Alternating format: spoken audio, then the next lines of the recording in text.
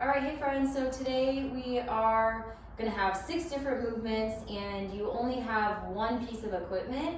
So if you have a kettlebell, we're going kettlebell today. I have a 35-pound kettlebell. You could use a 25-pound kettlebell as well, or you could grab a dumbbell. You can do all these movements with a dumbbell as well. So you just need one, and we're doing a lot of single-sided movements.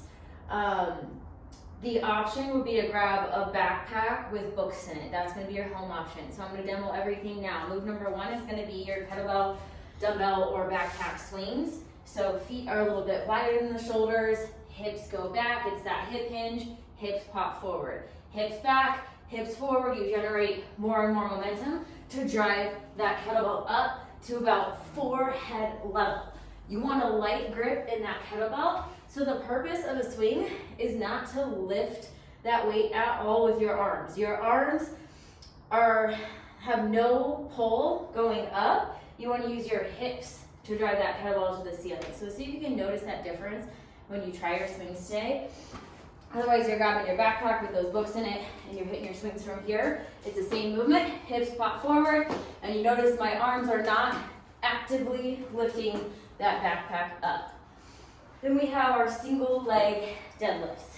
So this is gonna be with one kettlebell or dumbbell, and it's gonna go on the same side of the standing leg.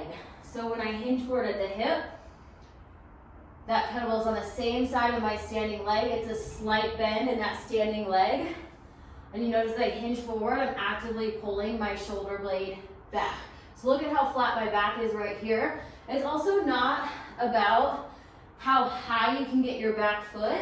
It's about keeping my back and my posture in a good position. So it's okay if you can only lift your leg this far, but if you're still hinging forward more at the hip, you're gonna get more hamstring activation out of that. So you're gonna do single leg deadlifts each side.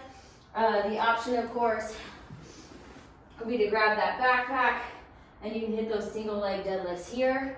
You may need to bend the arm a little bit, and that's okay. You're still gonna feel the same sensation in the back of that hamstring and that glute. You wanna keep those hips square to the ground as well. Sometimes when you hinge forward, you start to twist either direction. So pay attention to where your hips are from the start and the finish of that. If you're not using weight at all today, you can also do your single leg balance and reach. And then we have our single arm high pull. So this is with one kettlebell or one dumbbell. We're gonna start in kind of a squat position, chest is tall though. Bring that elbow up, and this is your high row. And you can use a little bit of momentum here. If that weight is heavier, then use that momentum from bottom to top to bring that kettlebell or that dumbbell almost to the armpit. And of course, you can always do that pull with your backpack right here, squat to high pull. Then we have 3 more. We're doing our lateral lunges, single-sided with that weight. So I'm gonna grab that weight in one arm, and I'm gonna step with the opposite leg of the side that that weight is on. And the purpose of that is to stabilize the opposite side of my body here while I'm moving into that lateral lunge. So big step to the side, my hips go back, my chest stays tall. And you notice in that lateral lunge, watch the position of my knee when I step.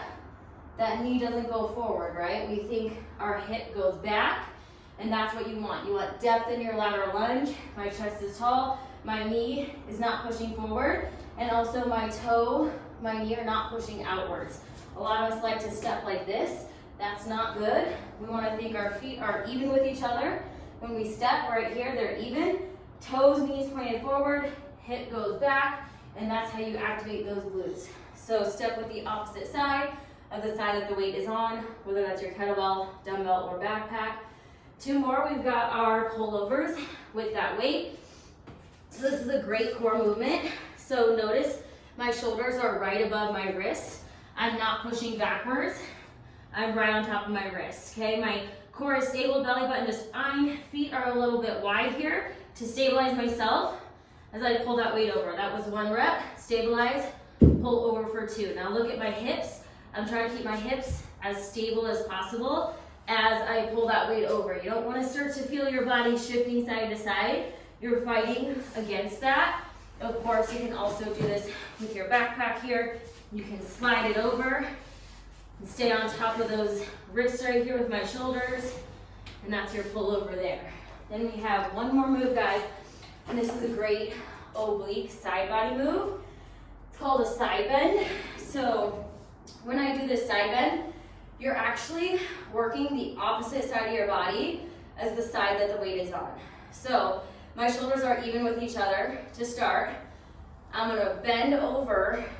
That weight comes right below the kneecap, but my shoulder's not rotating forward. So keep that top shoulder blade pulled back, and I'm gonna lift up. So I reach over, feel that stretch through the oblique, and then I lift up. So what you're trying to feel is this side of my body stretching and lifting. So the side that the weight is on, I'm not working this side as much. I'm focusing on the opposite side that the weight is on. So reach slightly to the knee or slightly below the knee. Don't overreach, and then lift up. And I'm sure you're gonna feel these side bends tomorrow. It's a great one. So that is all 6 movements, you guys. Everything will be specified in the workout. Have a great day.